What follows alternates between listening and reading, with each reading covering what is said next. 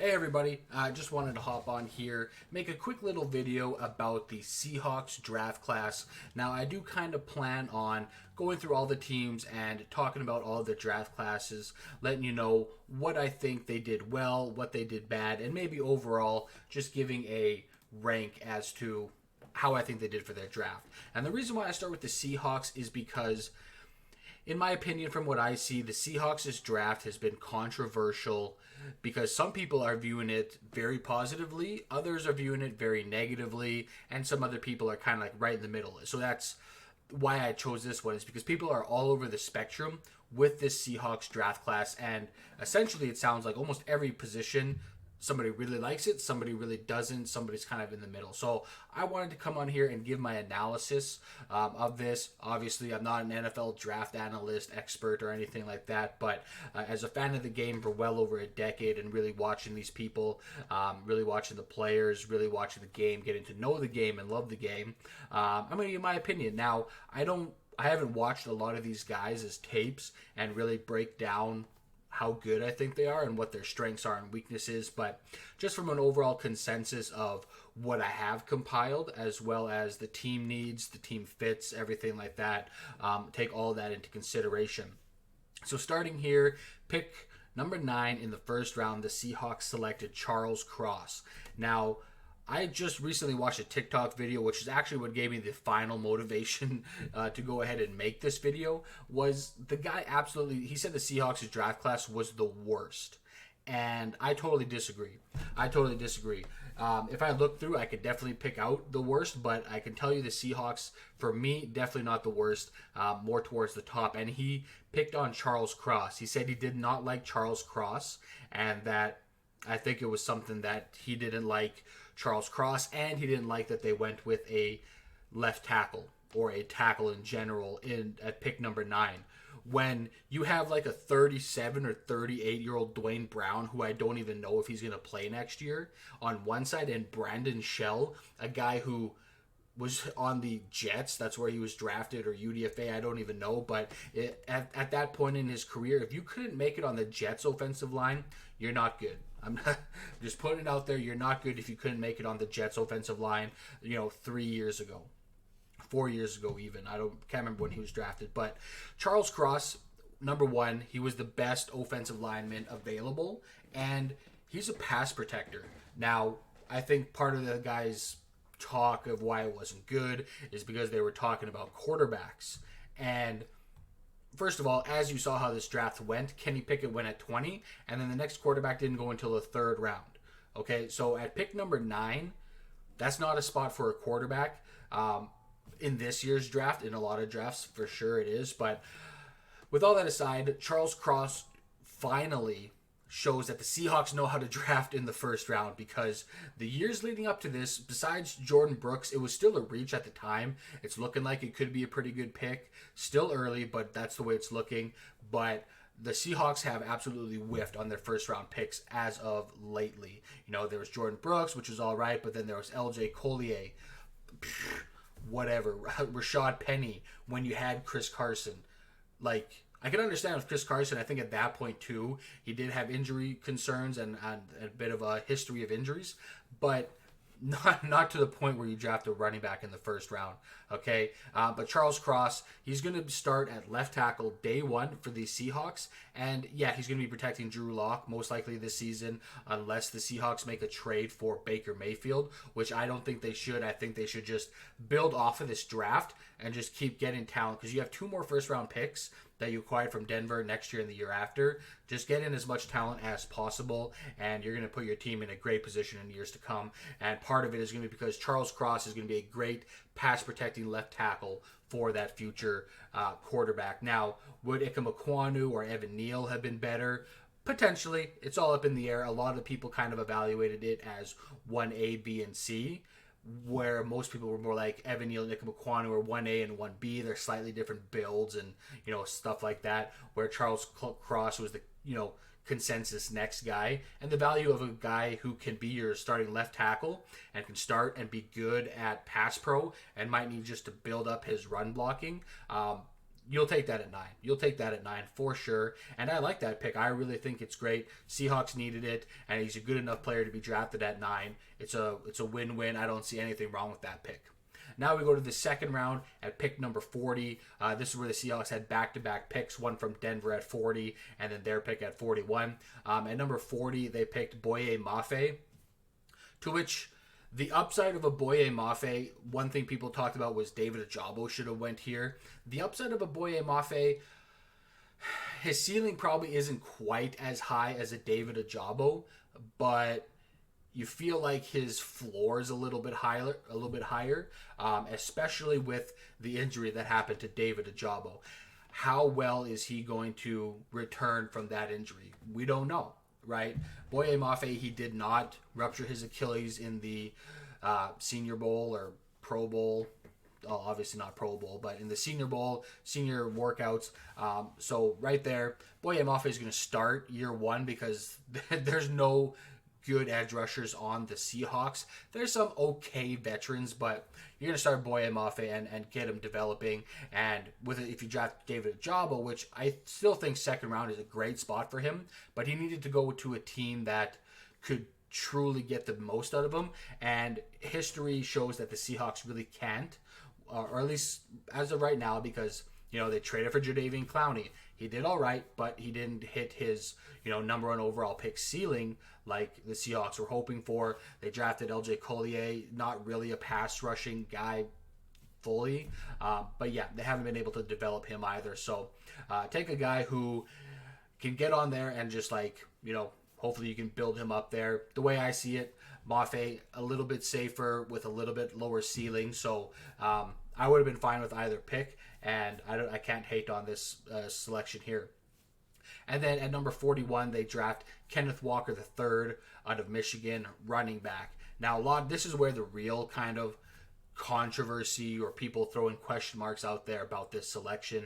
And I didn't like it at first. I'll be honest. When I saw it, I'm like, oh, Seahawks, you had so many positions of need. Why go with a running back? And then at that point, actually, I didn't know that Chris Carson had a neck injury that may not allow him to play another snap in the NFL. So once I heard that, to which you have to look at Cam Chancellor. I don't know if it was a similar, but Cam Chancellor had a neck injury, and that's what forced him to retire early. And, the very same could happen with Chris Carson. And even if it didn't, you gave Chris Carson money, not crazy expensive running back money, but you gave him money, and he's just injury prone. When he's healthy and on the field, he's great. He is great. I love Chris Carson, but he is injury prone. And then your next guy, former first round pick, Rashad Penny. Now, if we got Rashad Penny, the last 4 weeks of last season, if we got that Rashad Penny over the course of his time with the Seahawks, then I would absolutely hate this pick, right? Because those last few weeks of the regular season last year, Rashad Penny was amazing, right? But his previous years with the Seahawks in the league, injured. He was injured, and we saw a lot of times Chris Carson, Rashad Penny, thunder and lightning, power guy, more of a speed guy. But you know what we saw most of the time? We saw Homer and we saw DJ Dallas being the starting running backs in Seattle because both of those guys were injured. So even if Chris Carson does come back, Kenneth Walker is going to be the future starter, and hopefully he can stay healthy because Chris Carson he was good enough, but injured where you're like, okay, we could throw some money at him. They didn't break the bank with him, but they took that risk. Hasn't panned out because he hasn't been able to stay healthy since that contract extension. And then Rashad Penny, it's looking the same way. So I say after next year, Carson and Penny both off the team, and this is Kenneth Walker's backfield. So yeah, you got a lot of positions of need, but this position also is going to help your quarterback. If you get a rookie quarterback next year or the year after, if he has a 3-down running back, which Kenneth Walker could certainly be, if he's got a good running game with a good offensive line that looks like they're trying to build, then it makes it a lot easier on the quarterback. Especially you take a look at Russell Wilson in his rookie year, right? They had a pretty good O-line, and they had Marshawn Lynch, and they just pounded the ball. And after his rookie year, people were still like questioning whether Wilson was going to be that great of a quarterback. And well, look where we are. They got 3 first-round picks. Well, first Seattle, they got a Super Bowl out of him with the second Super Bowl appearance that they lost, and then they were able to flop him. What is that? 7 years later, probably for 3 first-round picks and some change and a couple players. So, it certainly panned out. So, rebuild that offensive line, rebuild that run game, get some more weapons. You're pretty good at the receiver, but there's the question of, Tyler Lockett's getting a bit older. DK Metcalf, trade rumors. Dwayne Eskridge, drafted last year, didn't play a whole lot because of injury. You just got Noah Fant in that deal, but he's coming up on the end of his rookie deal. I know you just re-signed your other tight end, but a lot can change in this weapons room. So right here, I see they're building. They got a running back. They're getting tackles. So they're starting the rebuild process to get a future rookie quarterback in there and giving him a great position to succeed. So originally, I didn't like Kenneth Walker, but the more I thought about it, the more I like it. Is it the best pick they could have made there? That's debatable, but it is still a good pick when you think about the success that Seattle had with getting in a rookie quarterback and having a great run game with a good offensive line. So I'm all right with that. Then in the 3rd round, pick number 72, they took Abraham Lucas, another tackle, this time out of Washington State. Abraham Lucas was a guy, this was kind of his range. Local guy, at least in the same state. There's certainly upside there with him. And because your tackles prior to Cross and Lucas were Dwayne Brown and Brandon Shell, I think even day one, Abraham Lucas could start, right? However, you aren't forced to, because we know next year Seattle isn't going to be a playoff contender. Just straight up, I wanted Drew Lock to get the chances, but I've just seen enough of him that I don't think he can do it. However, I think here, if he can stay healthy, we need to see a full year from Drew Lock to finally put a stamp on. There's potential. He might get there, or no, he's done. But yeah, here again, this is building for the future. Even if Abraham Lucas doesn't start year one, and you rock Brandon Shell at right tackle, or you have Dwayne Brown at left tackle, and you kick Charles Cross to right tackle for a year, whatever combination you do, if Lucas starts or not, it's not going to affect my grade on him. I think it's great. I do hate the fact that they're finally starting to address the offensive line as soon as they get rid of Russell Wilson. So it is what it is in that department, but I do like the fact that they are looking to get some they might have bookend tackles for the next decade here in Cross and Lucas, but time will tell. I think it's a good position because, yeah, you got one tackle, but you still had a glaring need at the other tackle position. Now, I'm going to talk about these next two kind of in one here. We got round 4, pick number 109, Kobe Bryant, cornerback, Cincinnati. And then round 5, number 153, Tariq Woolen, cornerback, UTSA. I'll talk about Tariq Woolen here just for a second. I said before this draft to myself, after looking at some stuff, I'm like, Tariq Woolen is going to go to the Seahawks, I think, just because I feel like, that's the kind of guy that they would want to select, and I was just like, yeah, I think Tariq Woolen is going to go. What do we got here?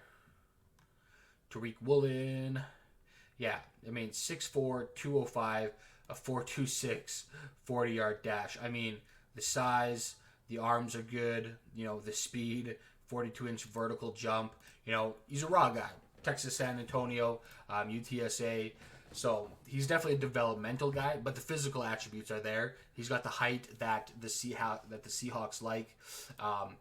So I think they're really going to enjoy that. And I just thought, coming into this, that there were, there's always players that are like perfect fits for teams, and I believe that, Tariq Woolen was a perfect fit.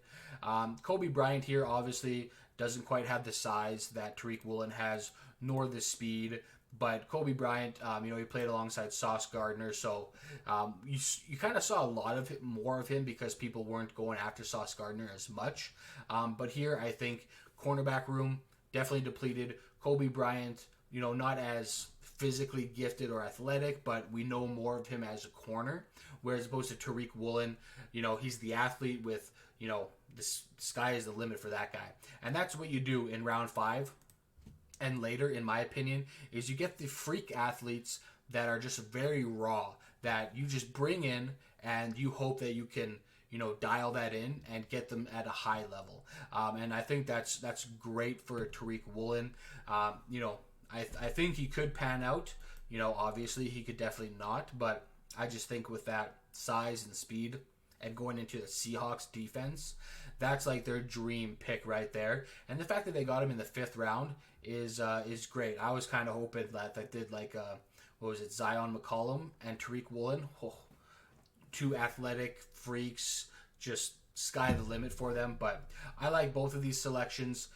Whether they, even if they both flame out in the secondary, you're looking at pick 4. You're looking at round 4 and round 5, right?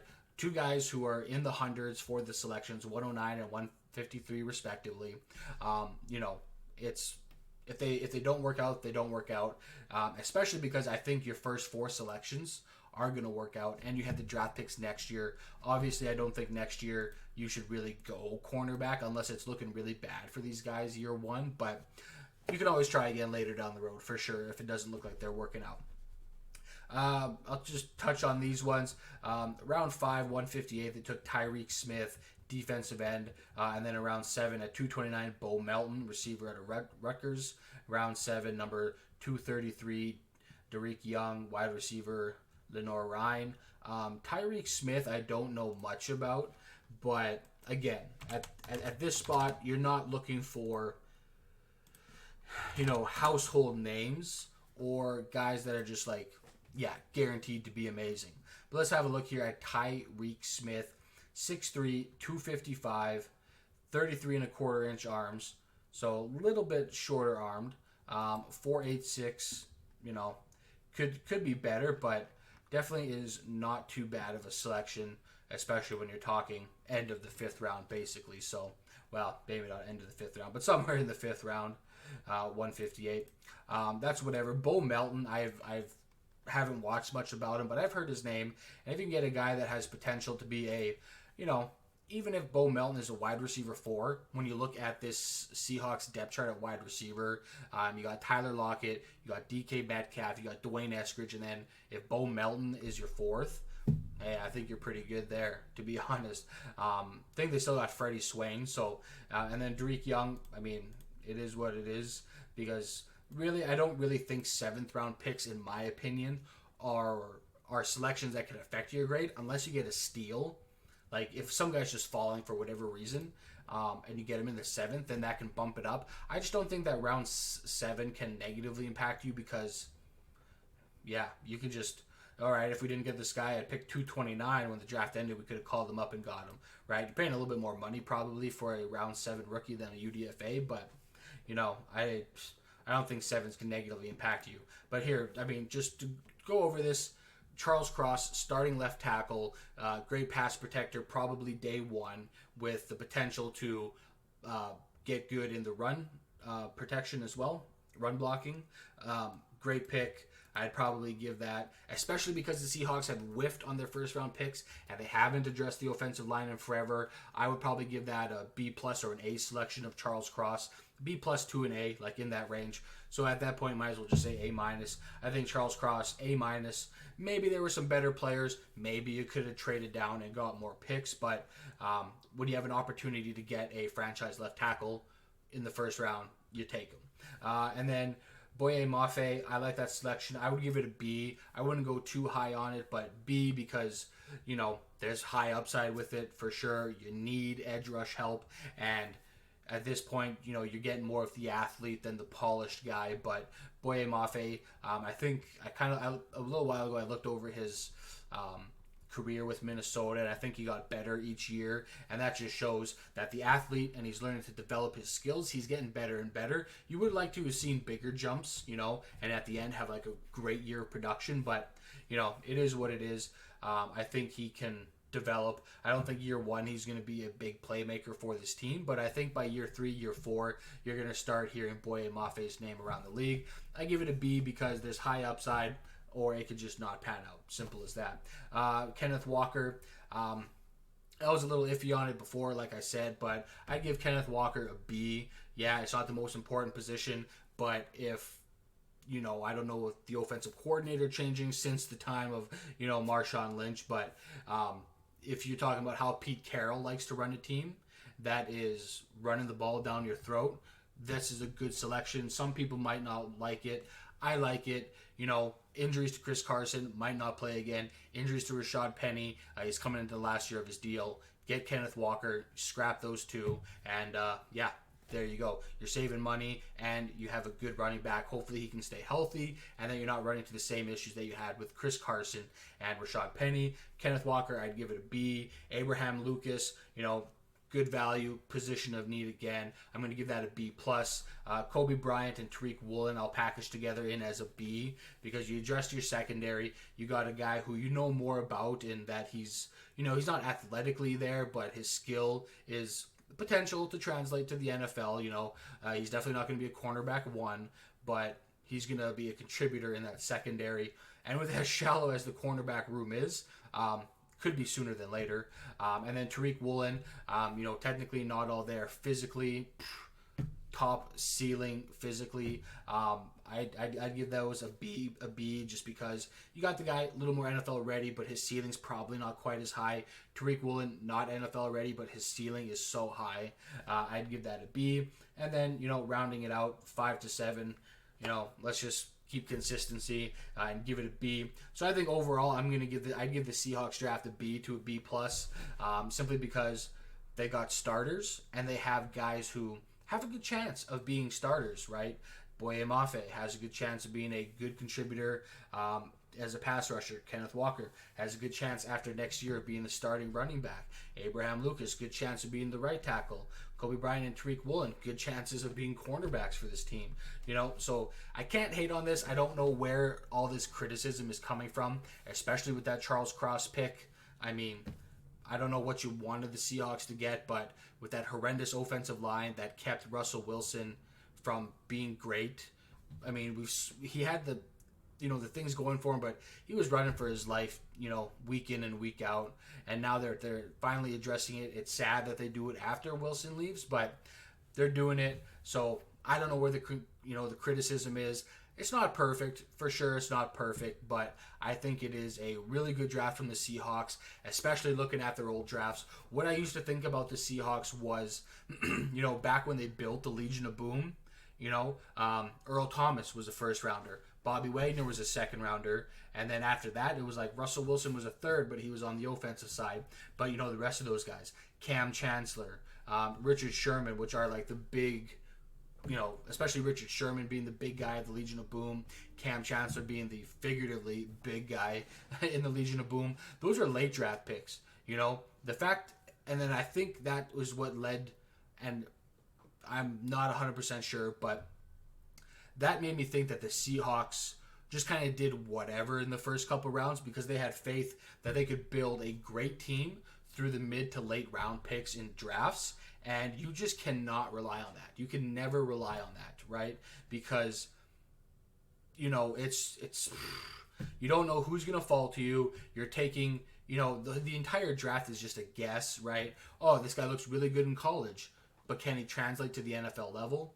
You never know. It's a number of reasons. It's their athleticism, it's their skill, it's off the field stuff, it's, character concerns, it's, they get paid a bunch of money and they do some dumb stuff and, get in trouble, can't play in the league anymore. You never know what's going to happen, but when you get to those later rounds, it's an even more of a guess, right? It's saying, okay, this guy is a super freaky athlete, but he has no technique. Are we able to teach this guy enough technique in enough time to make it worth selecting him?